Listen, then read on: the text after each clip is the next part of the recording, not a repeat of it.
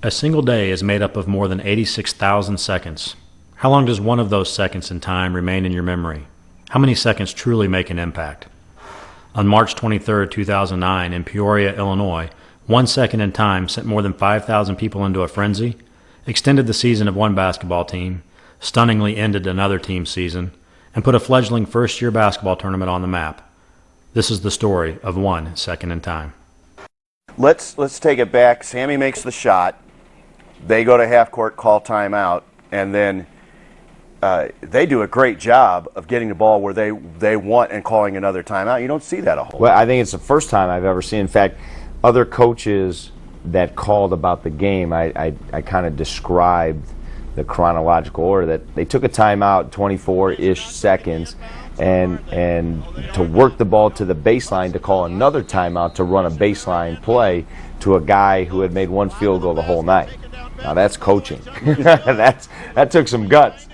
I remember being just before half court ready to catch the ball because I thought Darren was going to throw it to me, but Chris was a little in front of me and he flipped it to Chris, and I guess Darren made the right choice by flipping to Chris. You know, I say all the time, you know, some of these situations occur despite coaching, and you know, the orders from the sideline were for Theron to take the ball out, get it to Sammy, and you could see Sammy was working his way down the floor.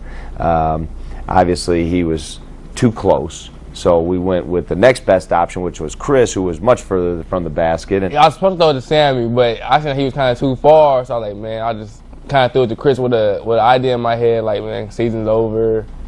You know, this is like a 1 in a million odd that he might hit it, or if anybody else would hit it. It was right there. I mean, I look up, it's .9, I stand up, you know, all of a sudden they inbounds, it's right there, and he's literally right in front of me, you know, with being in the front row, and next thing you know, he just launches it, and I'm following it, and it banks in, and it's just like, oh my God, and then for the first time I actually ran on the floor, which I never do, because you know you're not supposed to do that. Then I just saw the ball hit the backboard and kind of go around a little bit and go in, and I was just like, I think I did like a floor slap with my hands, and I didn't know what I just turned to see where Chris was, and he was kind of doing some kind of little dance or whatever, and I just ran as fast as I could to go up to him and hug him. After practice and stuff, I practiced a little bit, but I never makes it.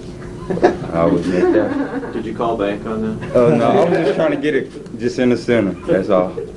When did you realize it was going in? Jim said he thought it was going that way. Did you think it was going to go in? No, I knew it was on target, but it just happened to go in. I don't know what to say about it. Defensively, take me back to the huddle and what the coach said to you during the timeout when they've got the ball underneath with 3.3. Coach said we don't have any timeouts left, to switch every screen, to make the inbound pass hard. And so I was just trying to switch every screen, and they threw the inbound play, and he called it and made the shot. And I remember Coach saying no timeouts. So Theron inbound the ball, and I was just asking for it to just get a good shot. And so I just took a good shot, really a chest pass towards the rim, but took a good shot and I made it. It actually took me about 2 days to kind of really understand the magnitude and how important, you know, when it's on the Today Show and ESPN News and ESPN First Take. So I want to thank Bradley and Chris for, you know, giving us what we think, and I don't know for sure, but we think that might be as long, if not the longest, buzzer-beating shot in a postseason game.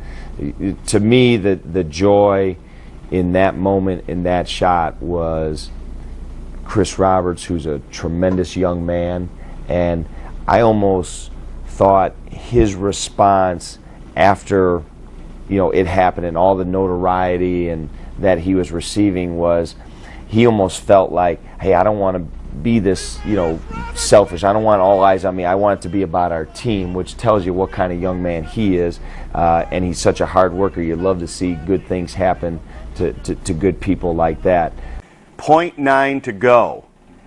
You yelled to him, Theron. Yeah, I yelled Theron just so he can inbound the ball and just to let him know that it wasn't over, to not throw it down the other end and let them get the steal or whatever. So just make a good inbound pass and get a shot up.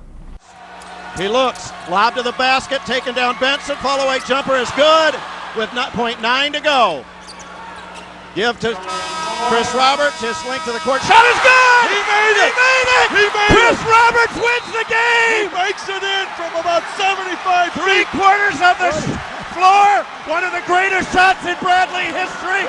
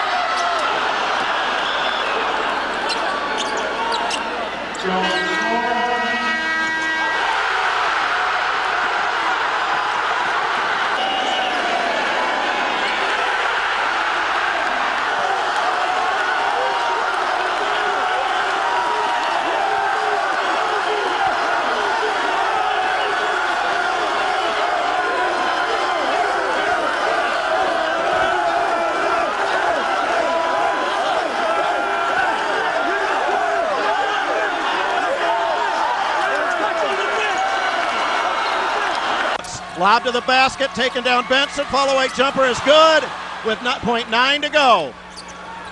Give to Chris Roberts, his link to the court. Shot is good! He made it! He made it! He made Chris it! Roberts wins the game! He makes it in from about 75 feet. 3/4 of the floor. One of the greatest shots in Bradley history. They'll look at it.